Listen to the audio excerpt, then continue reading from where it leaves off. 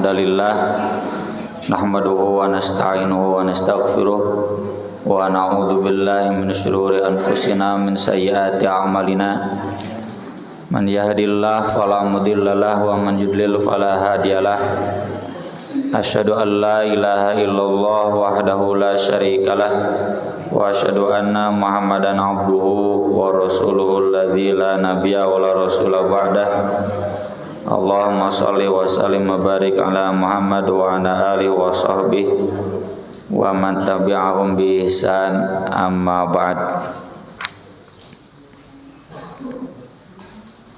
Mohon maaf tuh ada kesalahan teknis print, jadi kurang besar, salah settingan ukuran, hurufnya menjadi lebih kecil.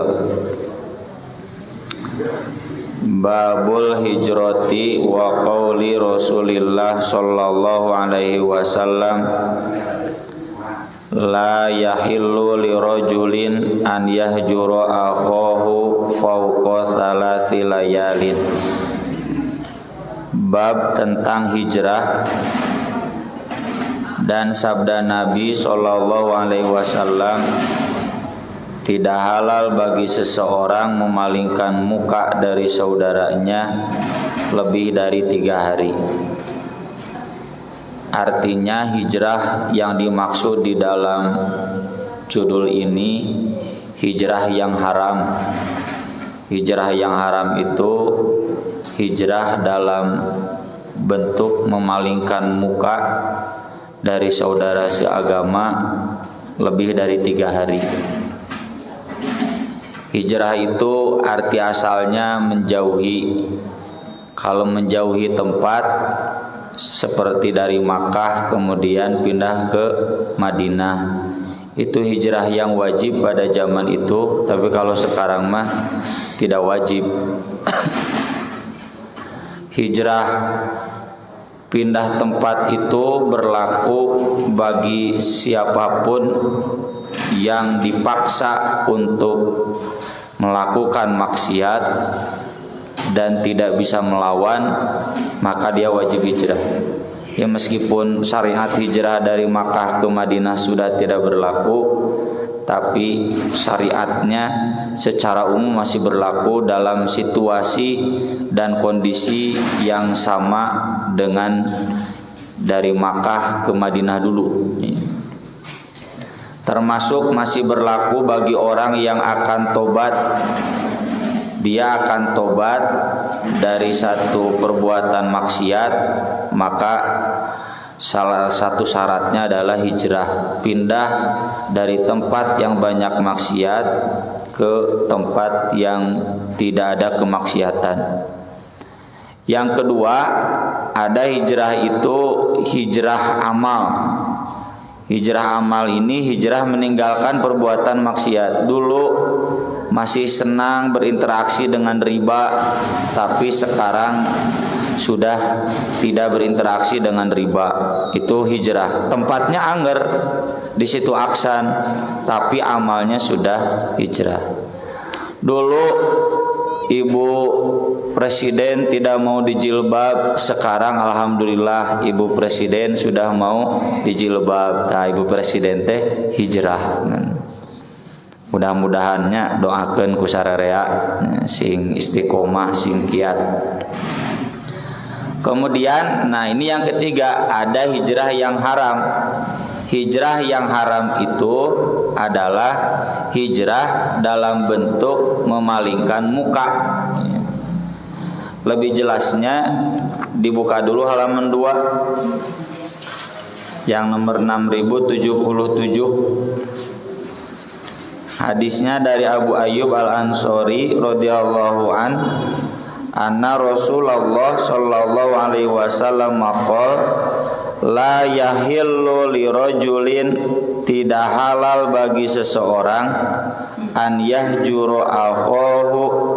Arti asal yahjuru menjauhi saudaranya fauqa thalathi layalin, lebih dari 3 malam.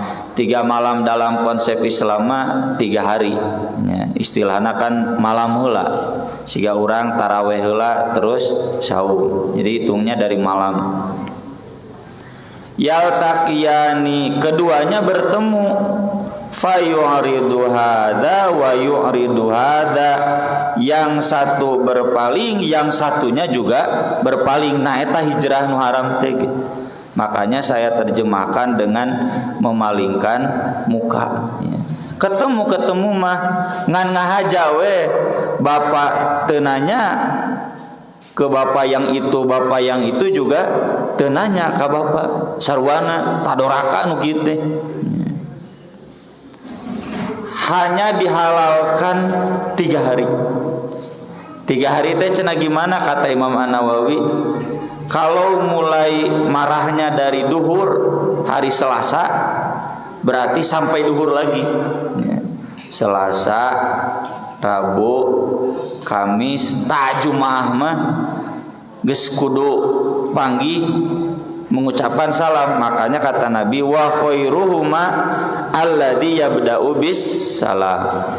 Yang terbaik dari antara mereka adalah yang memulai salam. Maksudnya obat dari kifarat dari dosa hijrah yang haram ini itu adalah dengan bertemu dan mengucapkan salam.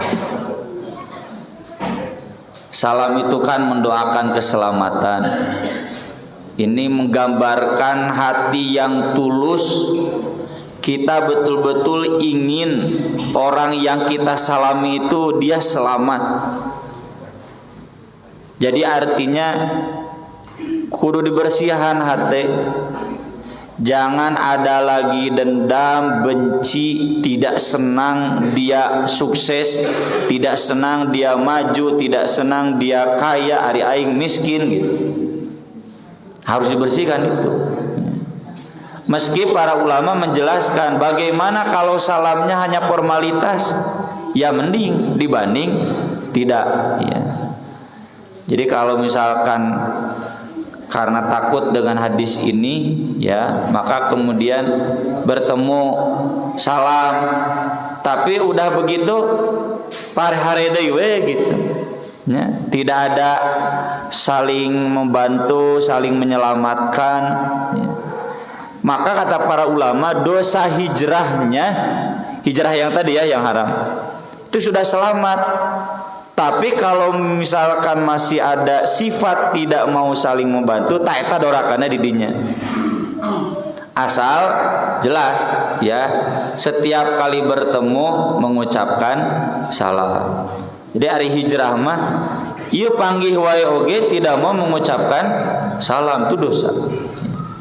Makanya nusok sering dicontohkeun nya Ustaz Aceh Jakaria hafizahullah, si eta cenah panggih jeung urang meuni teu nanya-nanya acan kan kitu nya. Ari maneh nanya henteu? Henteu.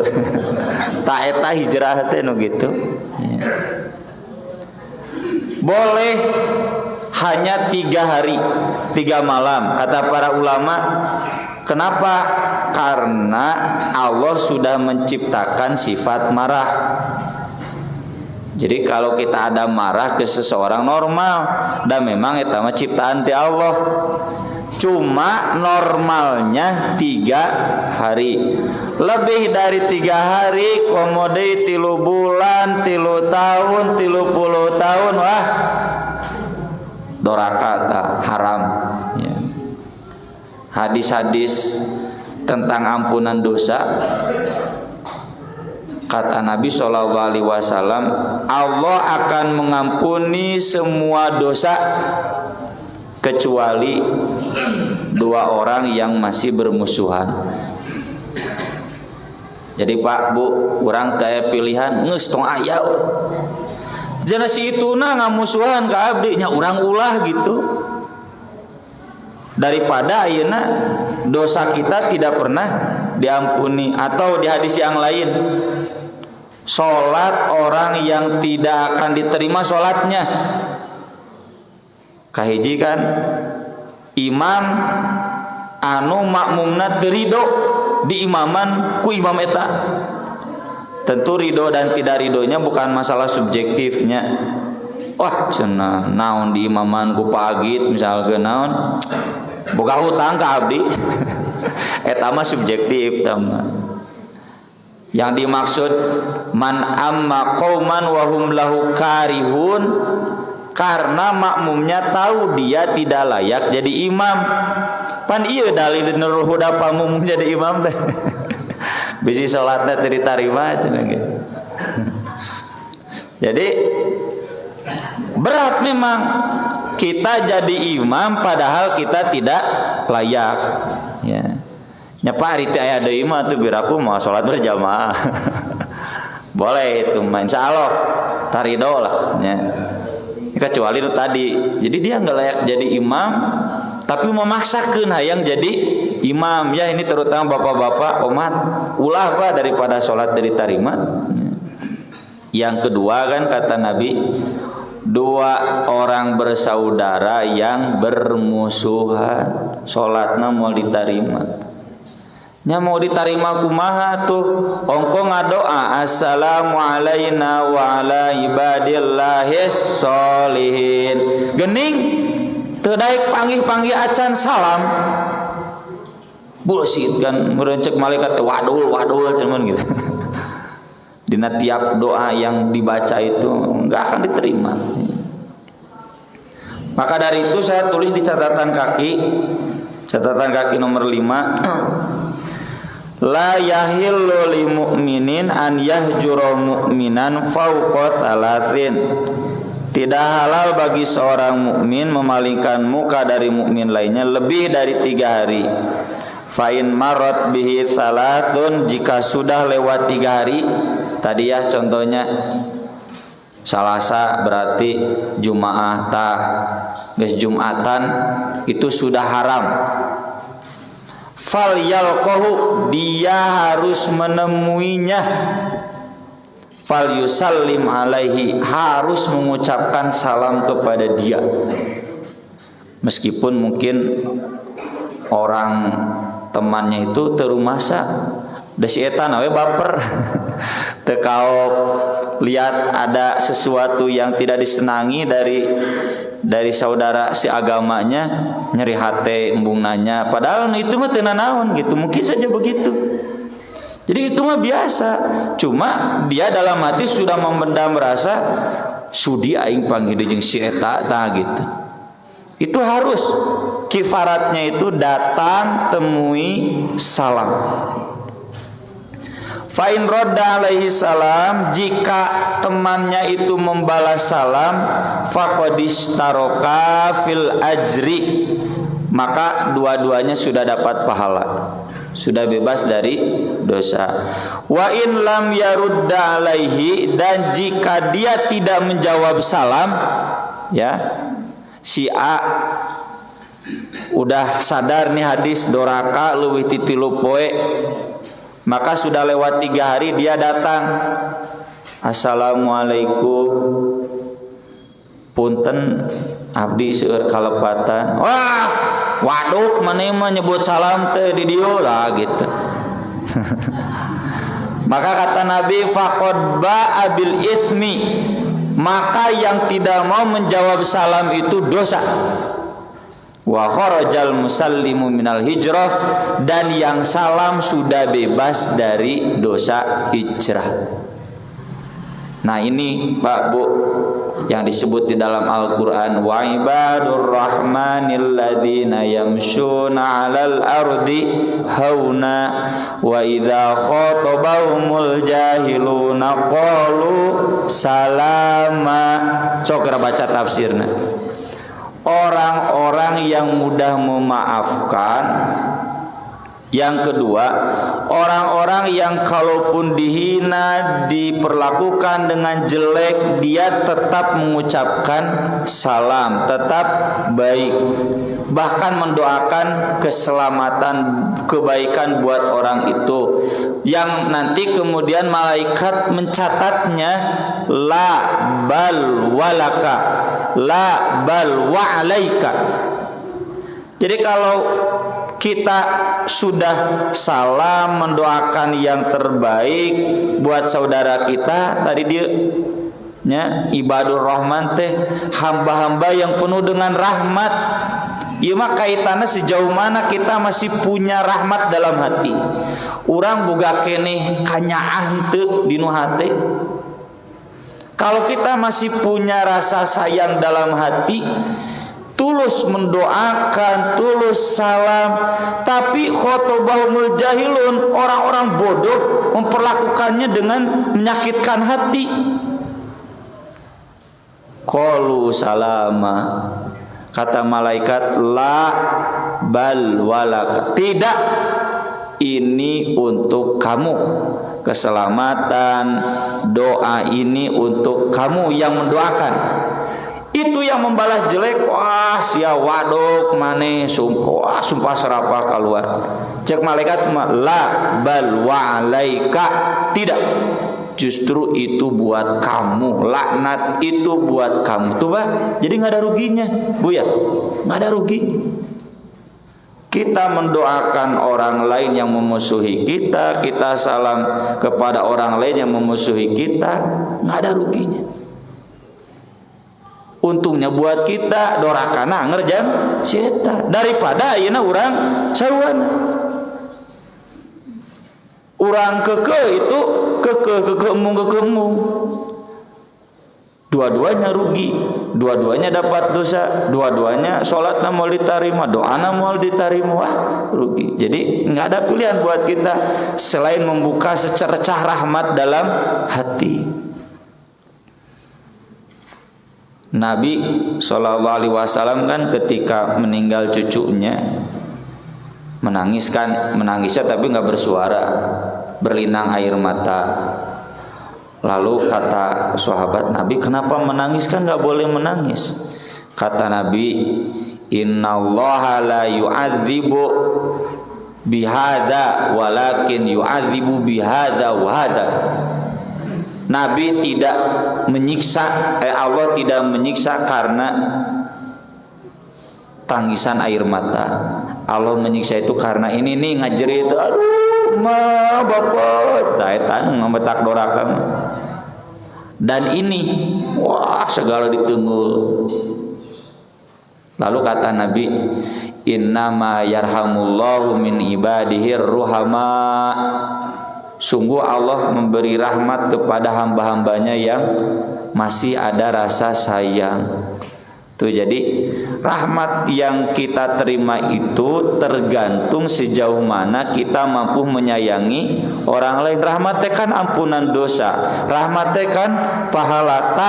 Ibadur rahman menyadar meskipun khotobahumul jahilun qalu salama.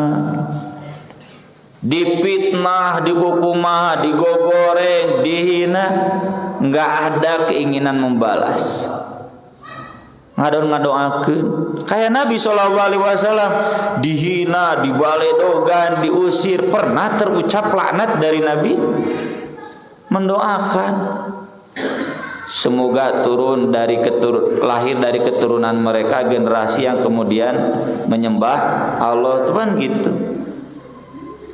Di dalam ayat yang lain di surat Al-Qasas, salamun alaikum la nabtaghil jahilin, gitu kan?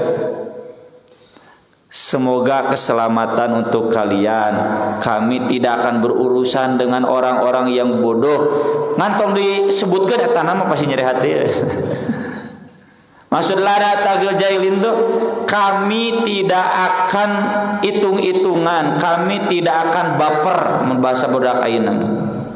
Kami mual bawa-bawa perasaan, bawa sakit hati mual, EGP emang gue pikirin. Nges. Kami ingin hanya sekedar mengucapkan salam. Ini jadi maksud wa khairuhum alladzi yabda'u bis salam. Kembali ke hadis yang pertama. Ini hadisnya panjang. Saya tidak akan baca. Intinya begini. Aisyah radhiyallahu anha di Makkah, beliau itu orang yang sangat dermawan ya. Ibu-ibu tahu hadisnya, aya bara main kan ke rumah Aisyah pengemis, cuma tersisa satu kurma. Ku Aisyah dipasikeun teu bu eta ka bara main, pasikeun ban, terus dibagi dua ku pengemis teh, satu buat anaknya yang gede, satu buat anaknya yang kecil. Si ibu pengemisna mah nggak dapet. Coba urang aya bara main nya saduit 2000 deui bu dek dipasikeun moal lebar jang meuli cengek. Boro-boro 2000 deui nya 2 juta ge moal. 200.000 ge moal, 20.000. Ini untuk menggambarkan bagaimana kedermawanan Aisyah sampai habis persis seperti Nabi gitu. Eta cenah Nabi sampai habis begitu bagaimana makannya? Kalau ingin makan ya tinggal bekerja, kalau nggak dapat hasil tinggal nganjuk gitu. Santai Nabi mah. Min haitsu la yahtasib Nabi mah. Geus teu hitung-hitungan. Ai urang mah pan loba hitungan. Loba hitungan jadi nu kahitung teu beunang-beunang. Pak Bu ya kita harus punya prinsip Pak Bu. Saya termasuk ciri orang bertakwa itu kan di Al-Qur'an wa yarzuqhu min haitsu la yahtasib.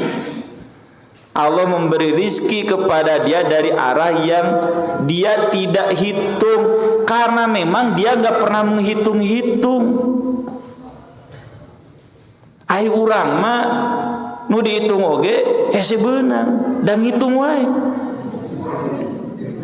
Jadi kalau kita belum merasa yarzuqhu min haitsu la yahtasib, can takwa teh. Orang bertakwa itu min haitsu la yahtasib. Kenapa? Karena enggak pernah menghitung-hitung Nabi, bro-broan. Enggak ada pertanyaan dari istri Nabi cenah ke jang tuang kumaha. Kan di hadisnya kata Aisyah saum sampai 3 hari. Buka cukup ku korma. Da baru dak oge di ataubah kubala-bala geus wareg da tara dalalar deui balik ka iman teh. Sahur cukup ku cai oge nya jeung udud cikopi bagetnya. 3 hari. Udah 3 hari kalau masih lapar baru cari makan, nggak ada makan tinggal nganjuk. Makanya Nabi menggadaikan baju besinya. Tong aya basa kabina-bina para sahabat teu perhatian ka Nabi. Bukan tidak perhatian ke Nabi. Nabi itu orangnya dermawan, burabere. Sanu nyangka Nabi miskin. Nggak ada. Kadek tak bapak ibu bisa aya ustad urang gitu.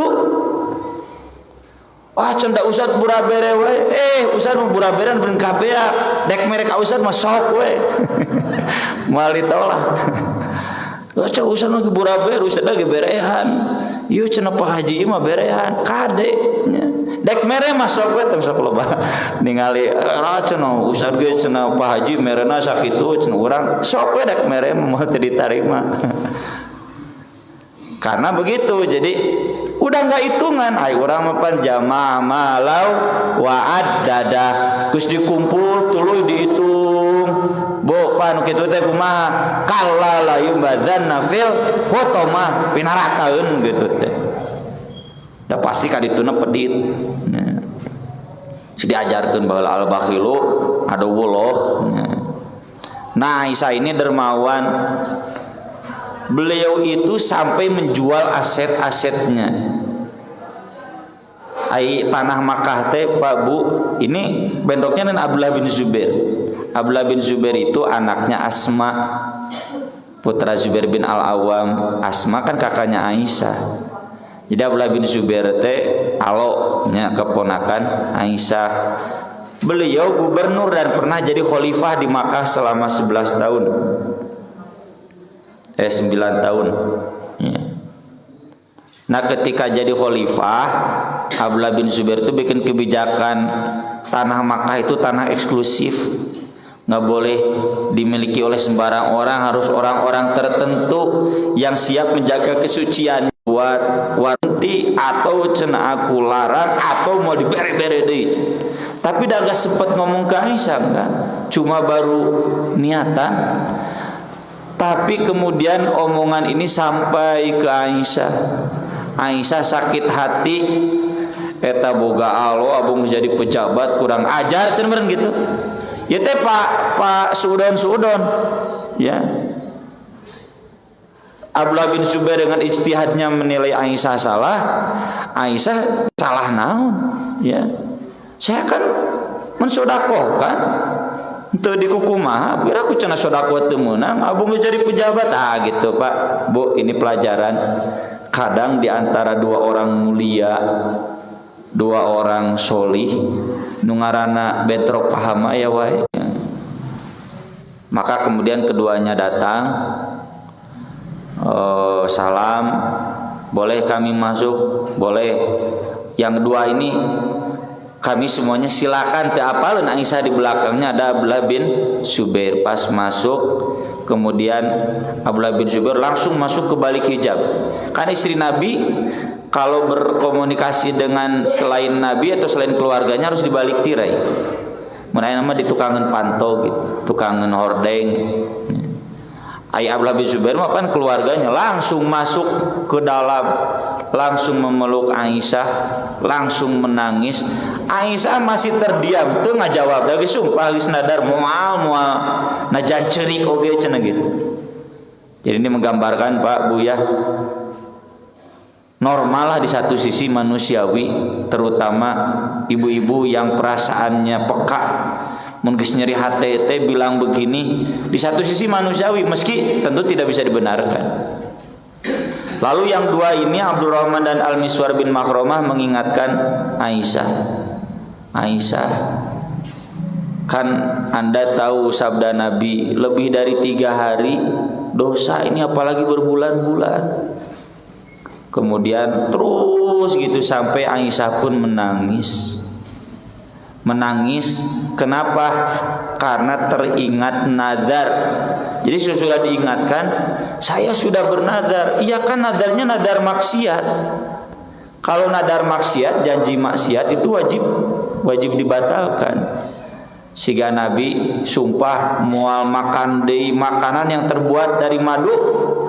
Pantegur turunan Allah, lima tuharrimu ma ahallallahu laka tabtaghi bi mardota azwajik. Kadituna qad faradallahu lakum tahillata aimanikum. Wajib sumpah nadar yang konten sumpahnya haram itu wajib dibatalkan. Aisyah menangis sampai Aisyah membebaskan 30 hamba sahaya.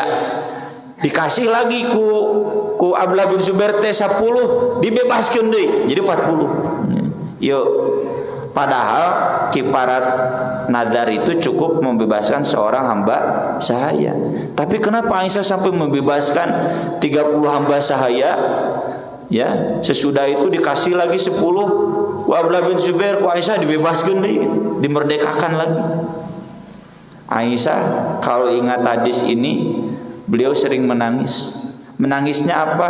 Takut dosa dia, nazar dia, dan dosa hijrah dia tidak diampuni oleh Allah Subhanahu wa taala. Tapi tentunya pasti diampuni karena sudah ada jaminannya di dalam Al-Qur'an. Laqad taballahu 'alan nabi wal muhajirin wal ansar dan seterusnya.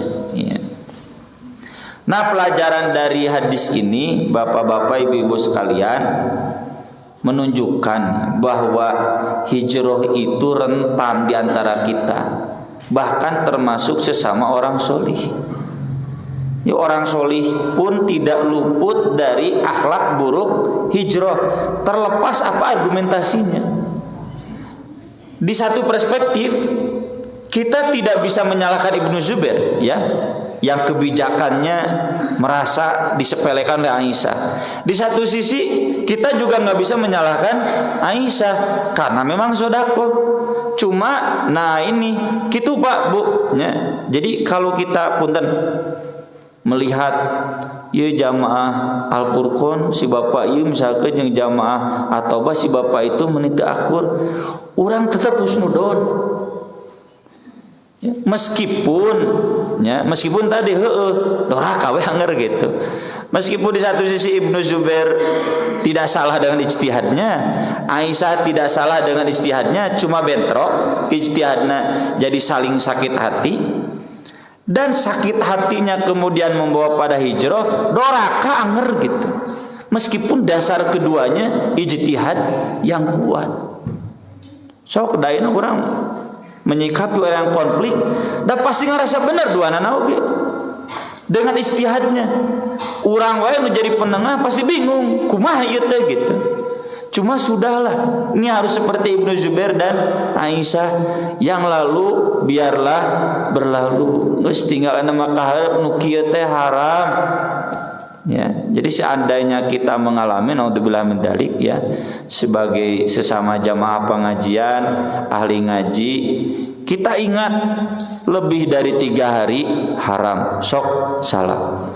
Atau kita sebagai pihak ketiga yang tahu ibu A jeung ibu B da geus rapatunya tanya di nu pangajian oge da kanyahoan tuh sararea atunya nu kararitu. Kita satu sisi harus husnudon ke ibu A, ke ibu B, sehingga kita husnudon ke Aisyah dan Ibnu Zubair. Lalu kita berusaha bagaimana menyadarkan ibu A dan ibu B dek nepi ka iraha teu patunya tanya teh doraka. Meskipun da geus sumpah cenah mun si itu can robah, sumpahna wayahna kudu dibatalkeun dosa. Kemudian di bab terakhir ini di halaman 2 menjelaskan boleh hijron kepada ahli maksiat. Contohnya Ka'ab bin Malik ketika berlaku munafik tidak ikut perang Tabuk padahal dia mampu. Maka Nabi melarang sahabat jangan ngobrol sama Ka'ab, diajak ngobrol pun, diajak salam pun jangan dijawab selama 50 hari. Yang 10 hari terakhirnya istrinya pun harus menjauhi dia, tidak serumah dengan dia. Dari hadis ini jadi dalil boleh seorang yang berlaku maksiat dihijrahan, tapi sifatnya hukuman dan kolektif ditentukan oleh pimpinan. Jadi kalau misalkan Pak, nah Bapak kelihatan kalau bertemu dengan Bapak itu memalingkan muka, dia maksiat, kan di hadis juga boleh. Eta mah subjektif nggak bisa. Jadi yang boleh itu asal ini keputusan kolektif. Sudah disidang kan, Ka'ab bin Malik disidang dulu. Ieu mah Bapak panggil itu nyeri hati kus itu jual hijrah weh meskipun udah berpuluh-puluh hari, lalu menyimpulkan dan dia pelaku maksiat. Nyecek itu Bapak nu maksiat. Harusnya memutuskan dia pelaku maksiat atau tidaknya dirapatkeun heula. Baru tentukan hukuman. Ngan omatnya di persisma ulah naon para runung ke kalaluar tina anggota. Mendekiekeun ai sahabat mah dekiekeun teh nya sieun menangis semakin takut ke Nabi. Insyaallah lamun di persis terapkeun hukuman kieu nya kalalabur. Yang kedua, boleh hijrah tapi sebatas tidak menyebutkan nama. Kalau bertemu salam tapi tidak mau menyebut nama. Boleh. Ini diantaranya Aisyah dulu kalau marah sama Nabi itu nggak mau menyebut nama Nabi ya. Tapi marahnya Aisyah itu bukan marah ke Nabi karena cemburu, cemburu tanda cinta. Kita cemburu mah tidak sampai dosa, marah ke Nabi kan hukumnya dosa. Sekian yang bisa saya sampaikan, mudah-mudahan bermanfaat.